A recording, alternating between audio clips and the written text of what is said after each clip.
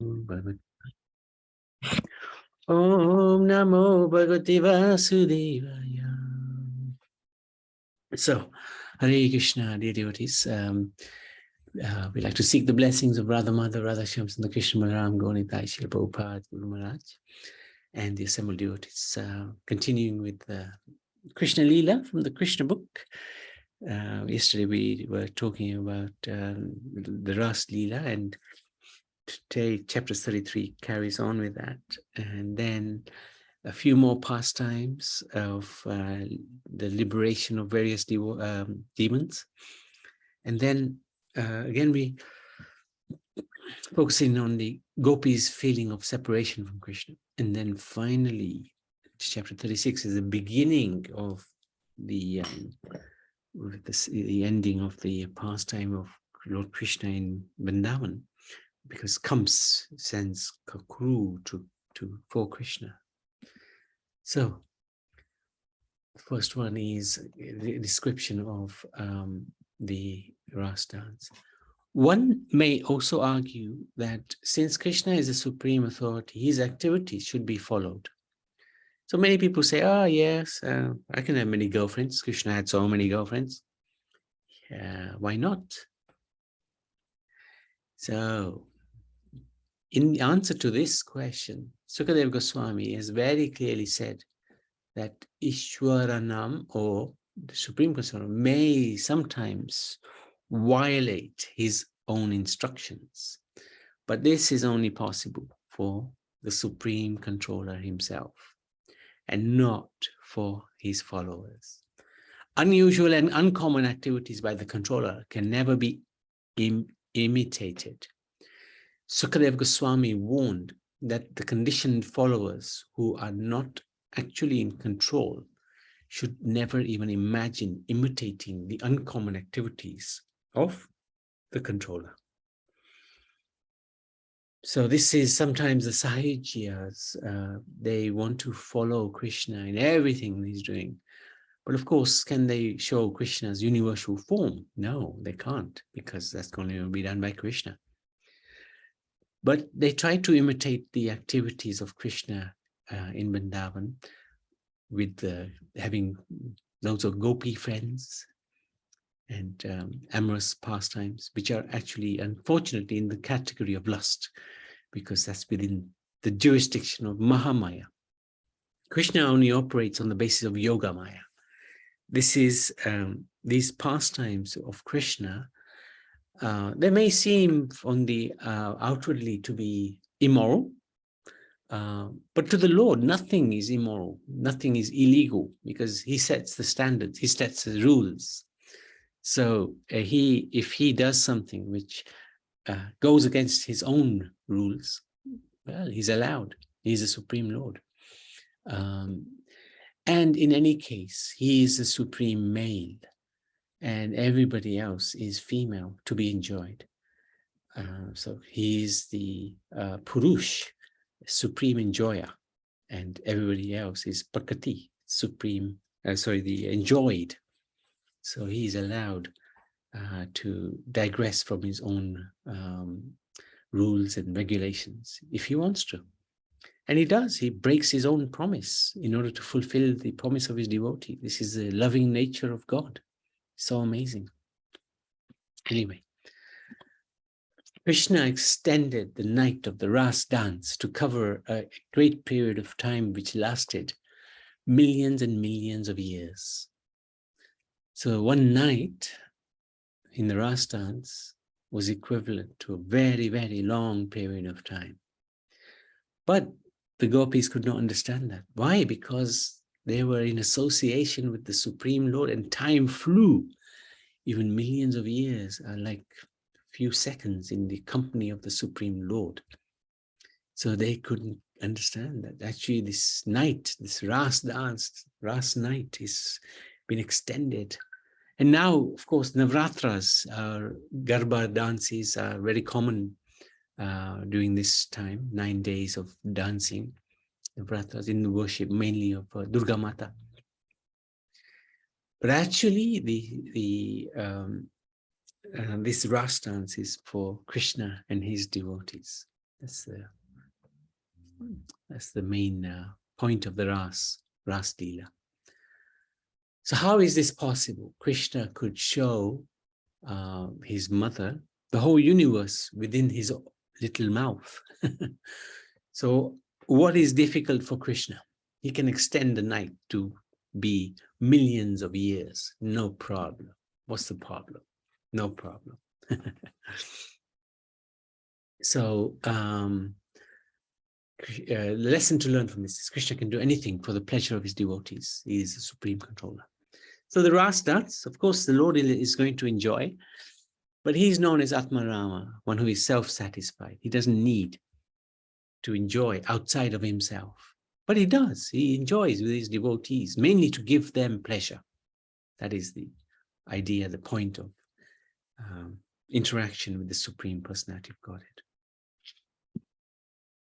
Most of the gopis in their previous lives were great sages, expert in the study of the Vedas. And when Lord appeared as Lord Ramachandra, they wanted to enjoy with him. So there were maybe 60,000 or so sages who approached Lord Ram and said, we want to have conjugal pastimes with you. And Lord Ram said, well, in this life I have taken a vow of one wife, and my word is my bond. So when I come as Krishna, I will fulfill all your desires. This is Ramachandra. He, although Supreme Personality Godhead, may not have been able to fully fulfill the desires of his devotees. But as Krishna, there was no limits. No limits. He would do anything to please his devotees, even break his own rules. And, you know, have the people saying all sorts of things about Krishna. He's happy to be insulted as long as his devotee is happy, is pleased. He'll do anything to please his devotee. Lord Ramachandra gave him the benediction that their desires would be fulfilled when he would appear as Krishna. Therefore, the desires of the gopis to enjoy the appearance of Lord Krishna was long cherished. So this is an amazing pastime, amazing pastime. The Lord fulfills the desires of his devotees. So if we have desires to be with him or be serving him, doing something for him, he'll fulfill that desire. Krishna is lifting up the Govardhan hill. He's killing great demons like Putana and others are all obviously extraordinary activities. Similarly, the Ras dance is also an uncommon activity and cannot be imitated by any ordinary man. An ordinary person engaged in his occupational duty, like Arjuna, should execute his duty for the satisfaction of Krishna that is within his power. Arjuna was a fighter. Krishna wanted him to fight for his satisfaction. Arjuna agreed, although at first he was unwilling to do so. Duties are required for ordinary persons. They should not jump up and try to imitate Krishna and indulge in Ras Lila and thus bring about their ruin.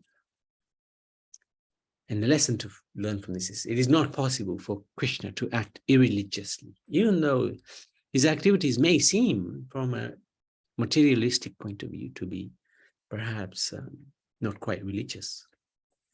But he can never act. He's the absolute truth. And we should never have this doubt that Krishna has acted in an improper way. He can never do that. But we have to follow dharma, duty.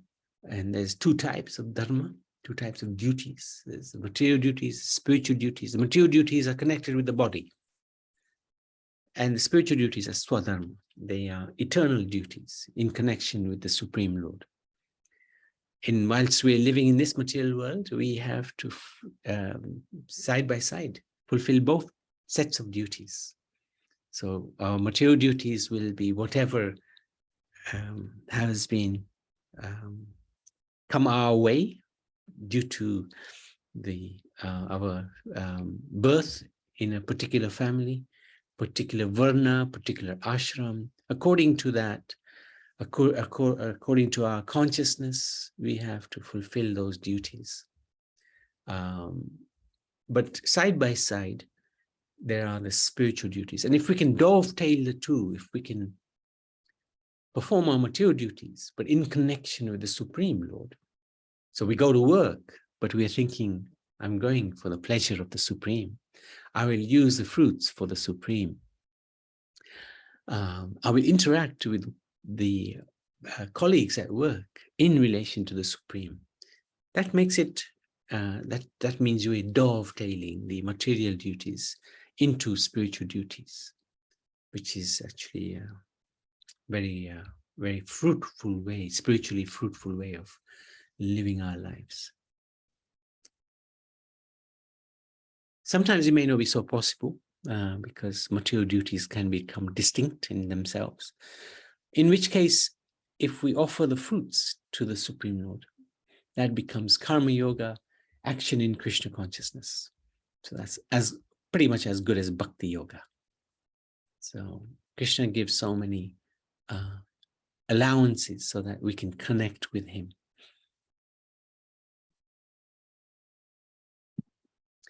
In the Bhagavad Gita, the Lord clearly says that whenever he appears, he does so by his internal potency. He's not forced to accept a body by the laws of karma, like an ordinary living entity. Every other living entity is forced to accept a certain type of body by his previous actions. But when the Lord appears, he always appears in his original spiritual form. It is not forced upon him by the actions of his past deeds. So this is very interesting because Krishna, he comes to our world to fulfill many purposes, but the main purpose is Janma Karma Chame Devim, to help us understand his birth, his appearance, in this world, and his activities. Why is that the main point? Because although we've forgotten him, he hasn't forgotten us. Although we don't love him, he loves us. And because of that love, that bond he has for us, he comes to us in this world. And again, reminds us of himself through his pastimes, through his instructions, through his devotees, through his holy places. He reminds us of himself. And slowly but surely, over a period of time, when we connect with him, again, connecting with him through chanting his holy names, we can again fall in love with him, which is what he wants, but he won't force us. He will entice us through his loving ways. When we see his sweetness, then we can again connect with the Supreme Lord and fall in love with him. This is his main purpose of coming. He says also, yada, wherever there is irreligiosity, I will come and establish religiosity. These are all external reasons. The main purpose of him coming to our world is to rescue us from this world. He's loving us, he's missing us. And he wants us back in the spiritual world. So this is why he comes. He comes for us. Now, one time, the cowherd men of Vrindavan, headed by Nanda Maharaj, went to Ambikavan to perform a Shivratri performance celebration, which is especially observed by the Shaivites or devotees of Lord Shiva. But sometimes the Vaishnavas also desire this ceremony because they accept Lord Shiva as the foremost Vaishnava. So this is Lord Shiva, incredible personality, so compassionate, kind-hearted. He gives shelter to those who everybody else has rejected. Sometimes he hangs out in places where these rejected people may be, like the cemeteries and some crazy places. And he gives these personalities shelter. What an amazing person. And he's constantly in meditation of the Supreme. He's part of the Supreme in one sense. But actually, his position is one of the greatest Vaishnava, the greatest devotee. So Shivites worship him as the Supreme Personality of Godhead. At least they're worshipping somebody other than themselves. But Lord Shiva is the proper worship. The constitutional way to worship him is as the greatest Vaishnava. And if he is worshipped, if he is respected in that manner, then he will bestow the ultimate benefit, which is he will guide one towards the Supreme, the one that he meditates upon himself because of his kindness. At Ambikavan, a serpent began to swallow Nanda Maharaj. And others tried to help. They got their axes and whatever else they had, plows, and they were trying to free Nanda Maharaj. But this snake was very powerful, very strong. So they called upon Krishna. Nanda Maharaj called upon Krishna, who immediately came, simply touched the serpent with his lotus feet. And the serpent shed its reptilian body and appeared as a very beautiful demigod named Vidyadhara. Long before he had been cursed by Angira Muni because Vidyadhara had laughed at the ugly features of the Muni. Muni looked a little out of sync. So Vidyadhara, who was a very beautiful demigod, found that funny. And the Muni, we didn't realize, was Angira, a very powerful personality. So he was cursed. You have a body. Are you laughing at my body? Wait till you see your body. Body of a snake. Vidyadhara, but of course the blessing is a blessing to be cursed by sages, and Angira's curse was similarly a blessing because Krishna was due to liberate Vidyadhara. And he did, simply by touching his feet to the body of Vidyadhara, the snake body. Vidyadhara regained his original Devata form. He was blessed by the Lord. And the lesson to learn, of course, is as soon as Krishna touches someone, they become purified. So, after this incident, on the very pleasant night, Krishna went into the forest of Vrindavan, accompanied by the damsels of Brajabhumi, and began to sing very melodiously. The damsels became so absorbed in their rhythmic song that they almost forgot themselves. The lesson to learn is Krishna is the best of singers.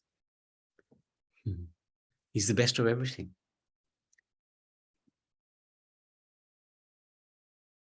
If we may have some ability, small ability in this world, that is actually attributed to Krishna.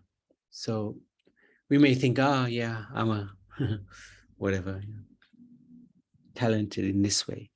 But actually that talent ultimately comes from Krishna. We've just been blessed, perhaps, with some small aspect of it. But ultimately, it all belongs to Krishna. So we can give due credit to the Supreme Lord. At that time, a demon associate of Kuver by the name of Sankashura appeared on the scene. On his head, there was a valuable jewel resembling a conch shell. He thought that Krishna and Balaram were two ordinary cowherd boys enjoying the company of many beautiful girls.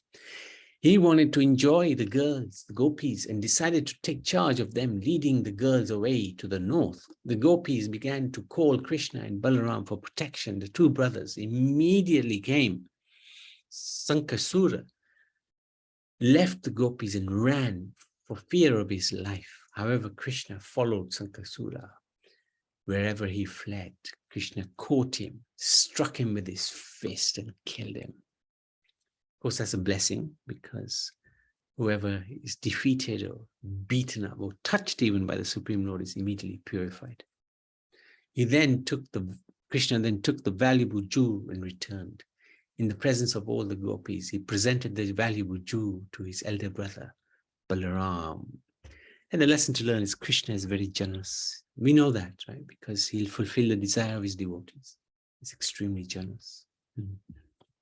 Even at the cost of his own reputation, he is generous.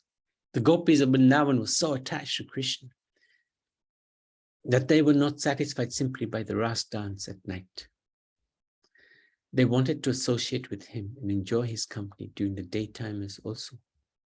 When Krishna went to the forest with his cowherd boyfriends and cows, the gopis did not physically take part, but their hearts went with them. They would feel very sad when Krishna went to the forest, because they would not see him all day, and every moment would be like 12 years or more. They would constantly be thinking of Krishna. Then the gopis used to discuss Krishna amongst themselves, and their talks were as follows. My dear friends, one gopi said, do you know that when Krishna lies down on the ground, he rests on his left elbow and his head rests on his left hand? He moves his attractive eyebrows while playing his flute with his delicate fingers. And the sound he produces creates such a wonderful atmosphere. So like this, they would talk amongst themselves all day long. Because they would be missing Krishna. In the absence of Krishna, the gopis were constantly shedding tears. Sometimes they expected that Krishna was coming. They would stop crying. But when they saw that Krishna was not coming, then again, they would become frustrated and begin to cry. When Krishna went to the forest, the gopis' hearts went with him. Thus the gopis were able to enjoy his company through strong feelings of separation.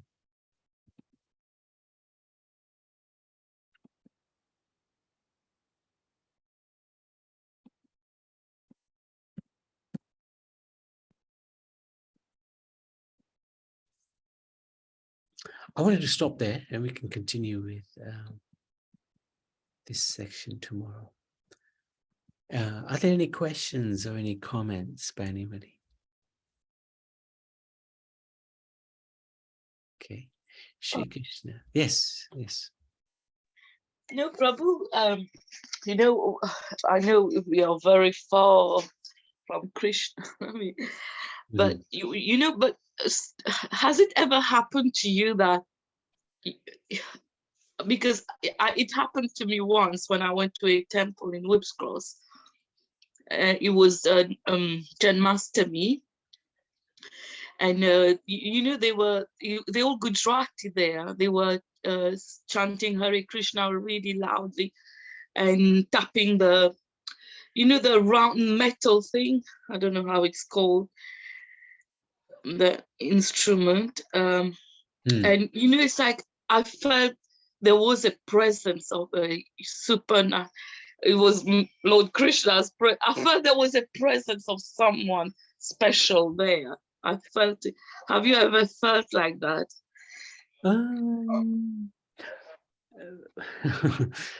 Sometimes. Sometimes. It just depends on the intensity. Where was this anyway? Where did you? It was a long time, about, I would say maybe 20 years ago, in Whips Cross.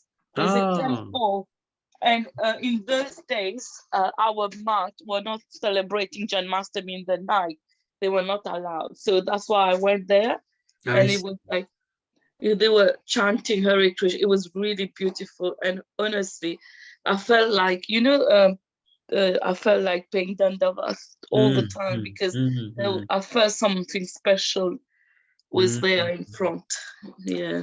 Very good. It's good to hear that, actually. And it's very good that you have that feeling. It doesn't come often. I mean, I know whenever I go to the Holy Dhams, Mayapur and Vrindavan, that feeling often does come, that there is a huge presence here. Yeah. And something's very special, for sure. Yes. For sure. I think we're very fortunate because, you know, Pope has given us, you know, this association of devotees and deities and so many, you know, his books and Tulsi. We can just surround ourselves, you know, and sort of melt in the association all the time. We can try at least, you know, it's good. I have to say we should be very grateful. And when we have this feeling of gratefulness, you know, you almost automatically get this, you know, that feeling of something's very special. When you feel grateful, when you're just thanking the Lord. And if we get into that mood on a daily basis, you know, that really does help. It brings us close to the Lord because, you know, this sense of gratitude, he reciprocates with that sense of gratitude. So I know sometimes we get caught up in our daily lives to such an extent we can't even, you know, don't have much time to, you know, feel those, we have those feelings of gratitude. But it is important, especially when one is chanting, to have those feelings of gratitude towards the Lord. Automatically one becomes a little closer to the Lord. Is that okay, Shyamalini? Yes, Prabhu. Thank you. Thank you. Thank you so much. Hare Krishna. Shri Krishna Chandra Bhagavan ki jai.